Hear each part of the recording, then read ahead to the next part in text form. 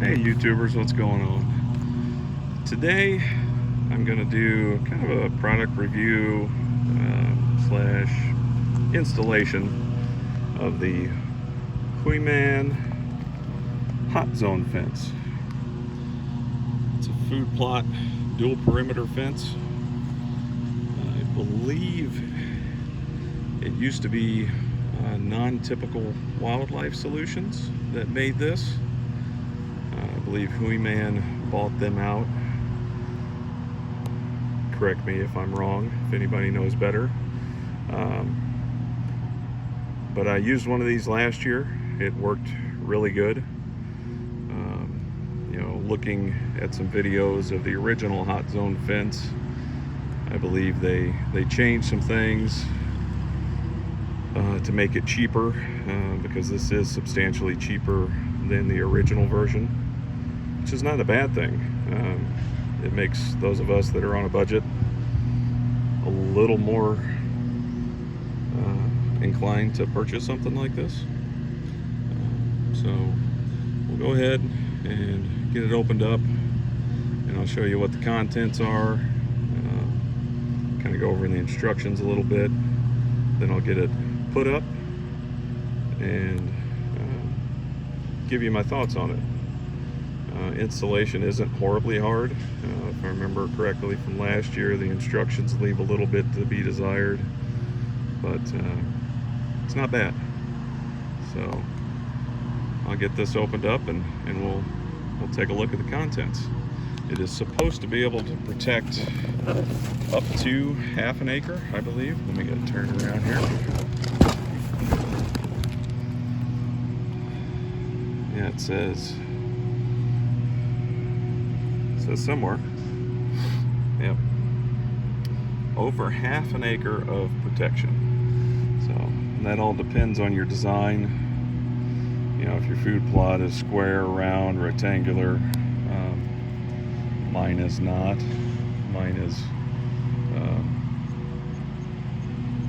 just kind of a abstract design.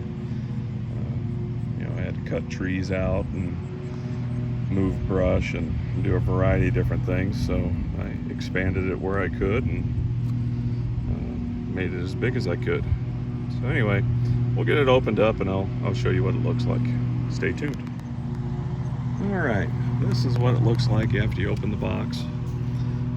You don't get to see a whole lot initially because of the packaging, which probably isn't a bad thing. Everything seems to be packaged nicely. You can see you got your roll of electric ribbon. Now this is actually one of the differences from this compared to the original. The original had both perimeters electrified. This one does not. It has just the exterior. And after using it last year, I don't think interior is needed. You want to stop the deer from getting into your protected area. So if they reach that interior perimeter, it's probably too late, in my opinion. So you got your electrified ribbon there. In this box is the solar panel. You will hook that up to your battery to keep it from getting completely drained. Here you got your various parts. These are all your insulator. Goes on your fence posts, and they're adjustable. That's another difference from the original. I believe the original had fiberglass poles that had holes drilled in them. So you had to insert the pole into the ground a certain distance, and then you had fixed positions to put pins in to hold the wires. These are adjustable, and they seem to work pretty well. I didn't have any major issues with these last year. You get a variety of them, or a number of them, I should say. They're all the same, but there's those. Here's another bag. You've got 3 tensioners, because your inside perimeter will actually have 2 wires, an upper and a lower. So you need a tensioner for one of those, each of those, I should say, as well as one for the outside perimeter. So I'll go over with everybody on how to use those once we get it installed. Looks like we had one fall out. Okay. Another bag of your insulator wire holders. Like I said, it comes with a bunch, which you do need. All right, styrofoam out of the way. All right, so here you will find your 2 rolls of just nylon poly rope, I guess is what it is. These are for your interior perimeter, and like I said earlier, these are not electrified, so there are no metal wires inside these. And one thing I remember from the instructions last year, the way they were written, it was almost like both perimeters were electrified. So keep that in mind. But you get 2 rolls of that, both of them right here. This metal bracket here, that is for your solar panel. It mounts to your solar panel, and then you can use just screws, nails, whatever you want to attach it to a board. You can wire it to a fence post, however you want to work it. I actually put mine mounted on a board, and then I attached a T-post bracket to it, so I can just hang it on a T-post. It worked out really well. All right. We'll go ahead and continue. These are all your fiberglass poles. Might be a little hard to tell, but we've got larger diameter and smaller diameter poles, whatever you want to call them. The larger diameter ones are intended for your corners, so there's a limited number of those. They're a little bit stiffer. They can hold a little more pressure, and as you can imagine, you know, if it's in a shape that has corners, a lot of your tension is going to be applied on that corner, so they have bigger poles for that. And then the smaller ones are to put in between your corner posts. This galvanized rod here, this is your ground rod. For any of you not familiar with electric fences, having a good ground is a must. If your fence is not ground properly, it won't work properly. You can have issues with it draining the battery. It could not provide ample enough shock when something touches it. So getting that properly grounded is very important. If it's super dry out, a lot of folks recommend putting a lot of water, moistening the soil to help with that connection. All right, go ahead and get that out of the way. And really the last component is your energizer. Get it turned up here. It states it is a 1 joule energizer, and it does pulse, so it's not a constant flow. I believe it is either a 1 or 2 second pulse, if I remember correctly, which helps in aid, battery life, keeps it from draining your battery constantly. And for anybody who does have one of these and gets it installed and feels as though it's not putting off enough energy, keep in mind, if you're wearing rubber boots or any rubber-soled shoe, you're not getting grounded like a deer would. So I encourage you to either kneel down on the ground or put your spare hand on the ground and then touch the electrified perimeter. It will be a very noticeable difference. And I can tell you from doing that last year, this does provide ample energy to not want to do that again. So I can imagine a deer getting zapped on the tip of their nose would not want that again. So, all right, moving on to the instructions. You know, pretty basic instructions. Warning, electric shock. Well, yes, it is an electric fence. That's why we bought it. We want it to electrify. Setting posts, it goes over, start in one corner, hammer in the 1/2 inch post. The 1/2 inches are your larger ones. Remember, those are your corner posts.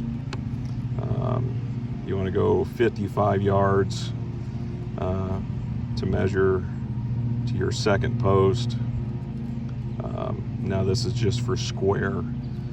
So if you're just doing a square area or a circular area, it gives you instructions on the measurements that it needs to be, which is great. But like I said, mine's kind of an abstract shape, so I will just put up the perimeter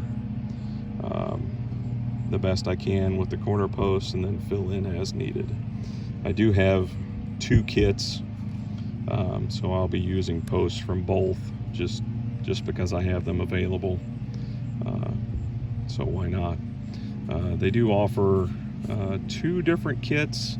This one is the food plot kit, and then they have a garden kit, which is slightly less expensive, but it does not come with all the wire and everything that the food plot version does. So it can be a little confusing when you get on their website.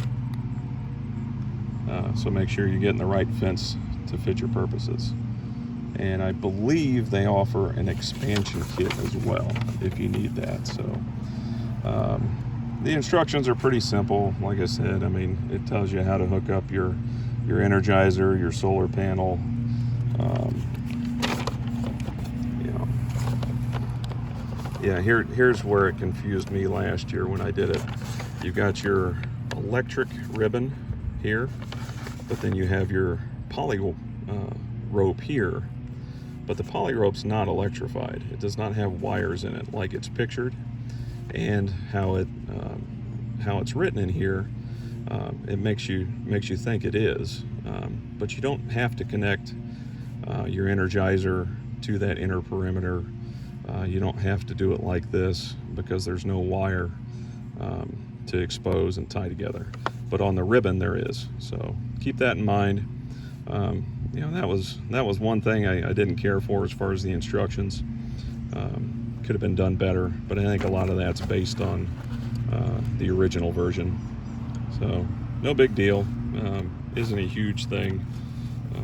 Like I said, it gives you instructions on how to ground it properly, connecting everything. So if you guys get one of these, try it out. Pay attention to the instructions. You know, the perimeters are supposed to be 3 foot apart from the inside perimeter to the outside, and it tells you how to measure that for the corners and everything.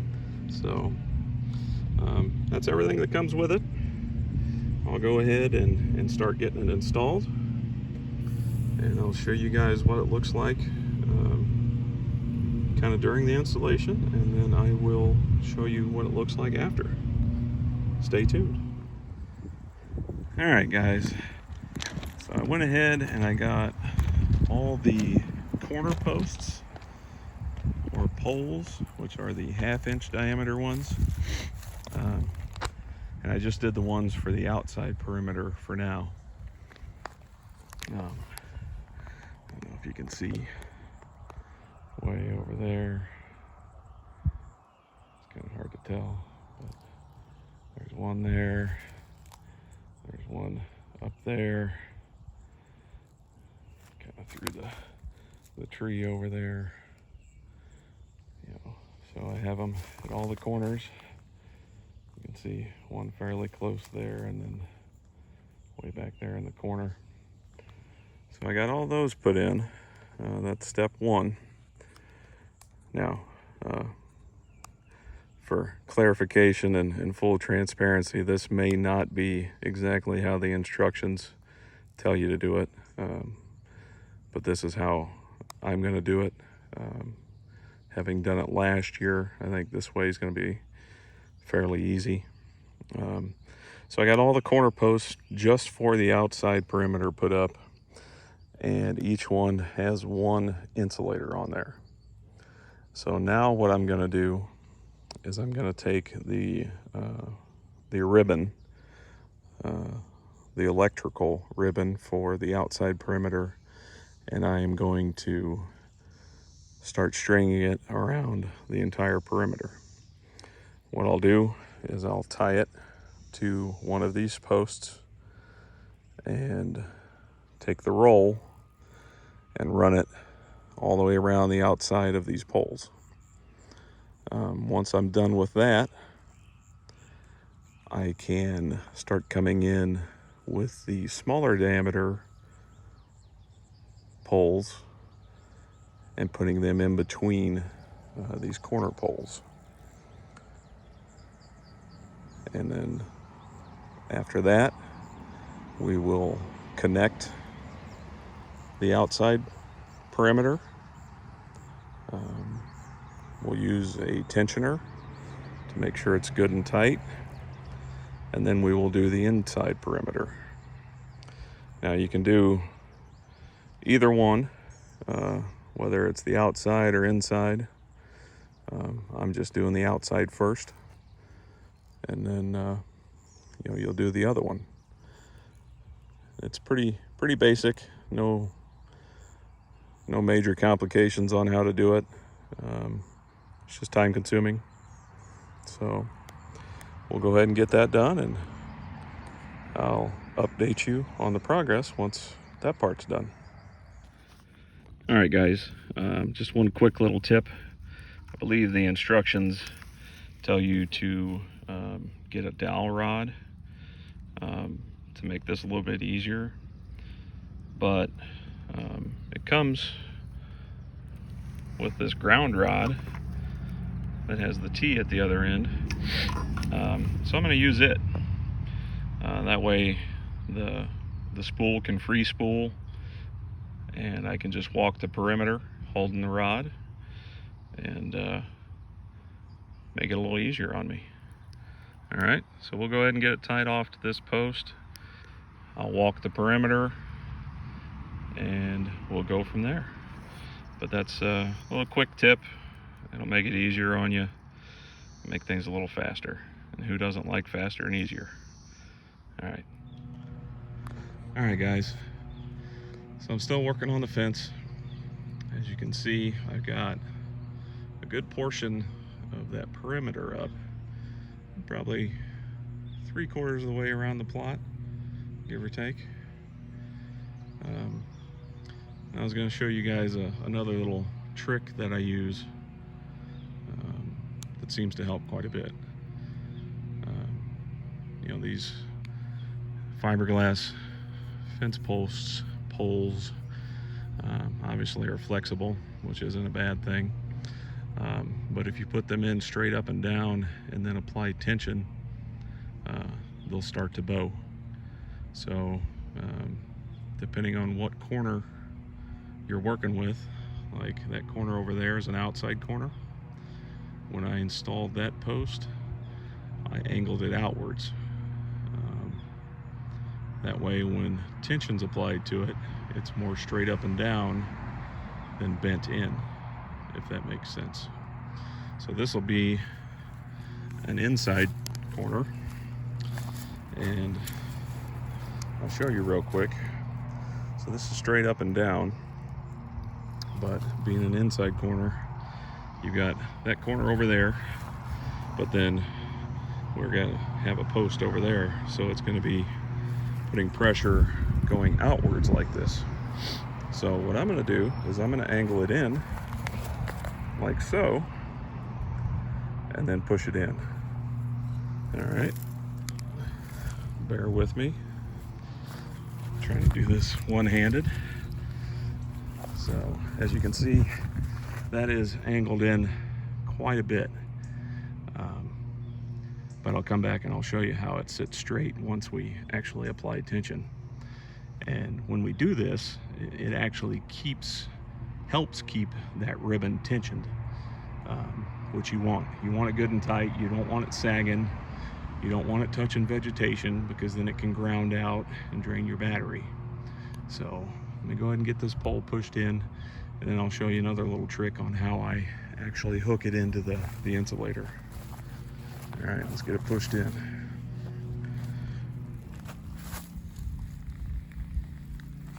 All right, got that pushed in quite a bit. As you can see, that is a heck of an angle on it. But so now for my trick with the insulator. Once again, bear with me, self-filming. Anybody who's used electric fences, I'm trying to get it focused in there. Maybe. Come on. The way this insulator is designed, it's got a kind of a two-hook system. It's got a hook you go under, and then a hook that you go over, just like that.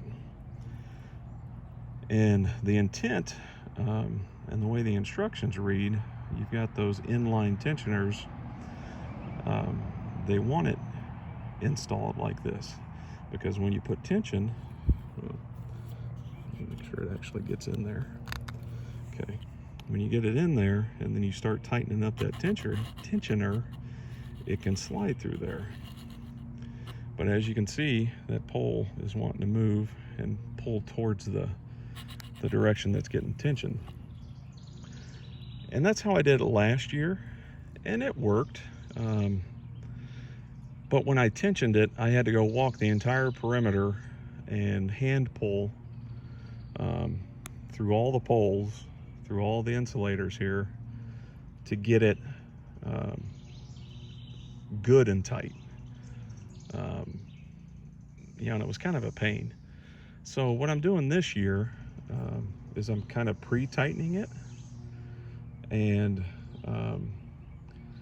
I'm connecting it a little bit different in here. I don't want it to slide, because I did have a couple instances, whether it was deer or turkey or whatever might have hit the fence. This popped out and was laying on the ground. I believe that happened 2 times last year. Obviously not a good thing, because it allows animals to get in and your plot's not protected that way. And 2, when that electrified perimeter is laying on the ground, it's sucking the juice out of your battery. Even though it's got a solar panel, it can drain that battery and smoke it. So what I'm doing is I'm pulling it tight by hand, and then essentially, bear with me here, essentially I'm doing kind of a double wrap here. So this first notch, you go under, get it in there, get it good and tight, and then I'm wrapping it over and then back through, so it is, I don't know if you can see it very well here, so it's doubled up through there. My videoing skills are horrible right now, but here, let me finish it up, and then I'll show you what the finished product looks like.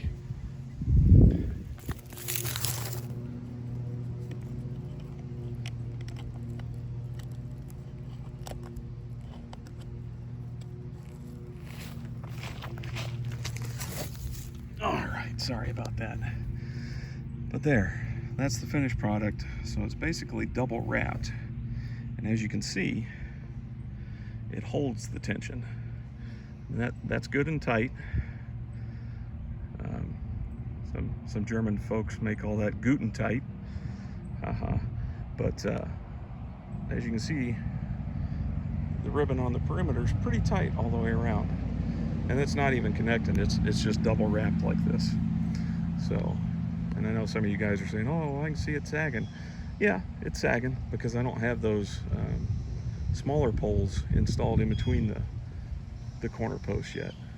So keep that in mind. That will hold it up, and this method will keep it from popping loose if something bumps into it. So this is something I'm trying this year. We'll see how it goes. I think it'll be better. I won't have to worry about it popping loose out of there and shorting out on the ground or anything. So, but that's just something I'm doing. I'll continue on and keep you guys updated. But so far, so good. All right, guys, just finished up getting the perimeter tightened up. The next step is I'm going to get the smaller 3/8 inch posts, and they're going to go up evenly spaced out in between these corner posts here. So that'll help support it. And I'll show you what I did with the tensioner here. So you can do it several different ways. You know, I'm a big advocate on, if you find a better, easier method, why not, right? You can thread this in through and hook it into the center, just like I have on this side, and tighten both ways. But like I showed you guys earlier, I'm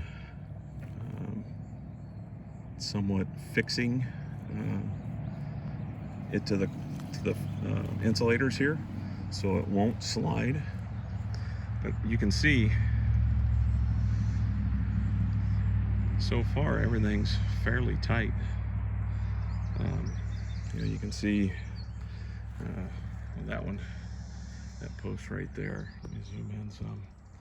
Even though I had angled that in, since it's an inside corner, there's enough tension on it to where it's, you know, angled out like that.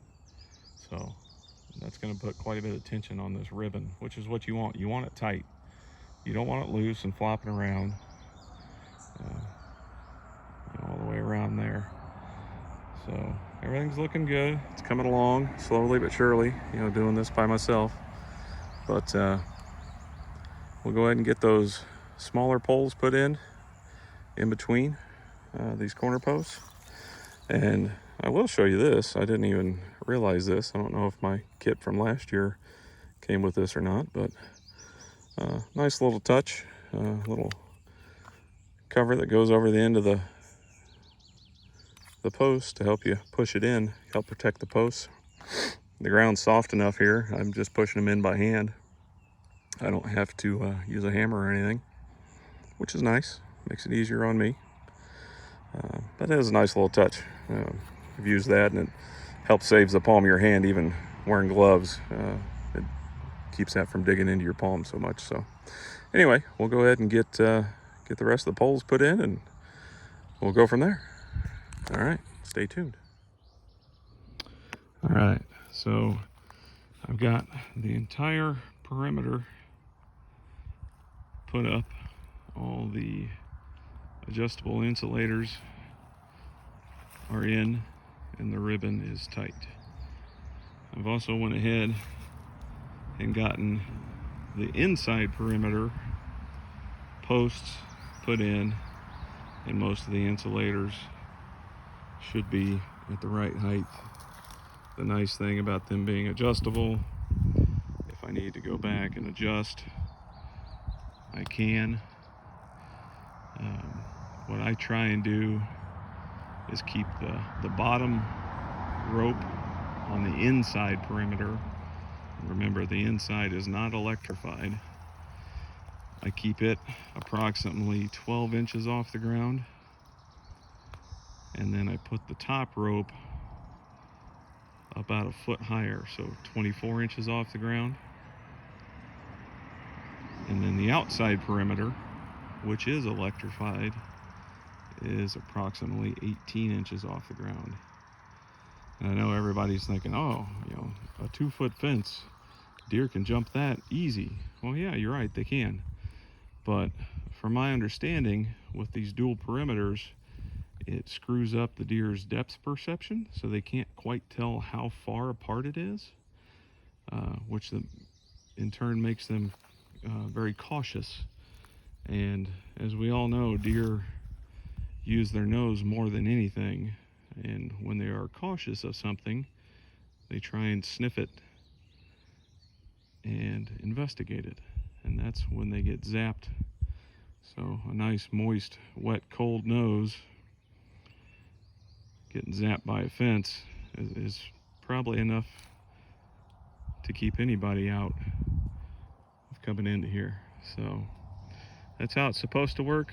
Like I said, I used it last year, and as far as I could tell, it worked as advertised. So I'm going to get this inside perimeter strung, and like I did with the outside, I'm going to show you guys a pretty quick trick on how to do it. So like I said, your kit comes with this galvanized ground rod that has the T. So what I do is I put both spools that come with your kit on the ground rod, like so.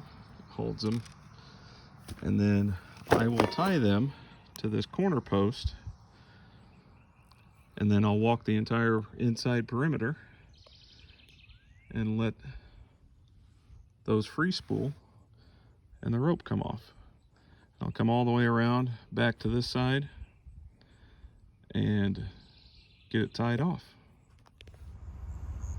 All right, I got the Hooyman Hotzone fence completely installed. Got both perimeters up. I got the battery, the energizer, and the solar panel connected. You can see here where there's the tensioners for each individual strand.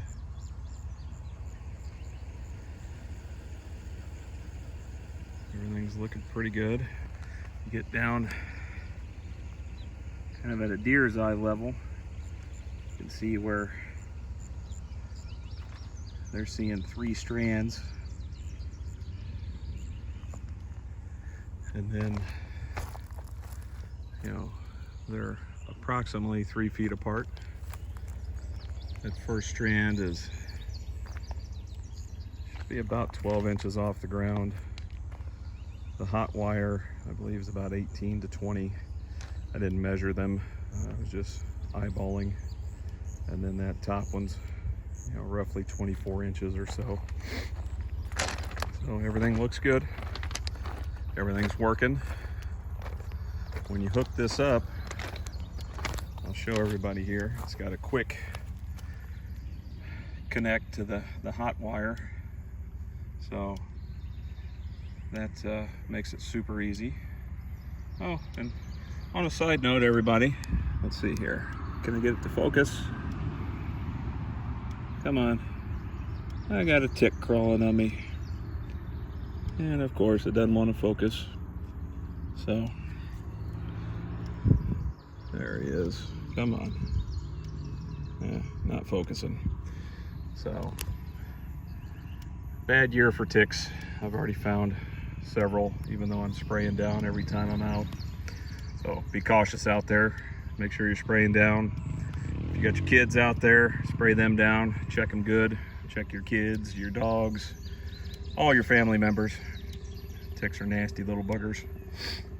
But anyway, so we got the quick connect there. So hooking the energizer up to the hot wire is super easy. There is my ground. That is the galvanized T-post ground rod with an alligator clamp. This is all part of the kit. Both the hot lead and the ground go up here to the energizer. They hook into the bottom terminals in the energizer. And then your solar panel, you can see the lead coming down from it, positive, negative. Those go down to your battery. And there is this black one here, has 2 alligator clamps, positive, negative, that go to your battery as well. So the solar panel keeps your battery charged. They recommend a deep cycle. I went cheap with this one, and it's just a standard battery. It's not deep cycle, but it worked all last year, and it seems to be doing fine this year. As far as the energizer, you can see it's got a little indicator light, and you can hear it clicking, so you know it's working. Each click is a pulse.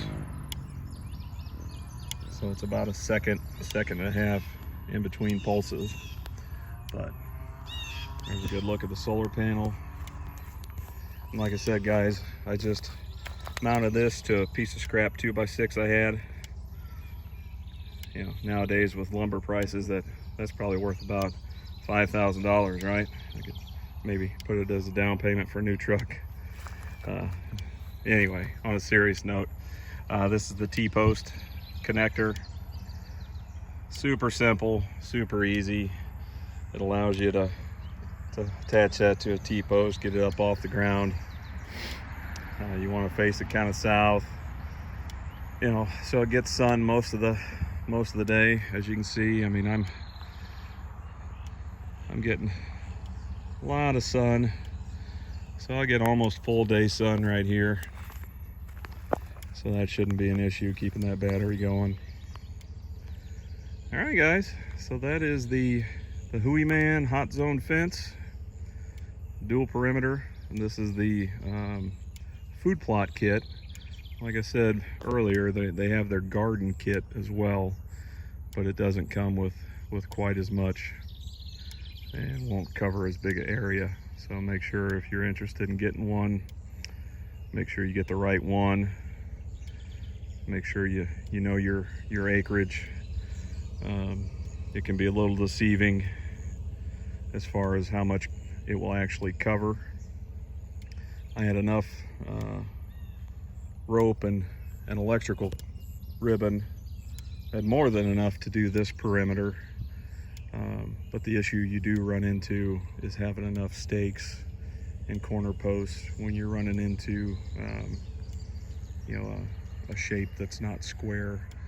You know, so I've got 1, 2, there's 3, 4, 5, 6, 7, 8, looks like 9 corners on this, and it only gives you enough really to have 4 corners, because you have to have the 1/2 inch corner posts on the inside perimeter as well as the outside. So that's where having the 2 kits came in handy today. Anyway, if you like it, give me a thumbs up, subscribe. Oh yeah, you can see my little portable garage over there that the roof ripped and tore off, so I've got a replacement. I gotta get that done. It's always something. But anyway, if you like it, give me a thumbs up, subscribe. I'll have more hopefully good videos, product reviews, and I'll provide more updates as this food plot gets a little more developed. Like I said, it's only been maybe 4 or 5 days since we actually had some rain, so overall I'm impressed. I'll probably check it here in about a week, see how everything looks, and if I need to hit it again with some herbicide to hit some of these weeds that I might have missed, I'll do that. But until the next time, be safe and enjoy the outdoors.